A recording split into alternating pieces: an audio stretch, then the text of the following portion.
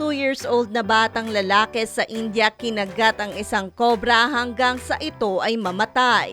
Isang 2 taong gulang na batang lalaki sa Bithaya, India ang naglalaro umano sa kanyang bahay nang may lumapit ditong isang klase ng ahas na kobra. Ayon sa ulat, ang bata ay kinilala bilang si Govinda at sa una ay nagbato muna ng laruan ng bata sa ahas bago ito pumulupot sa kanyang kamay. Pero imbes na mataranta at sumigaw, kinagat ni Govinda ang ahas at sapat ito para ikamatay ng ahas. Agad na dinala ng pamilya ang bata sa ospital kung saan ay nahimatay umano ito matapos ang insidente. Namatay naman ang kobra dahil sa trauma sa ulo at bibig nito dahil sa pagkagat ni Govinda. Samantala si Govinda ay nasa stable na kondisyon na. Ito ay nahimatay dahil sa venom ng ahas pero ito ay masasabing mild lamang at hindi nakamamatay.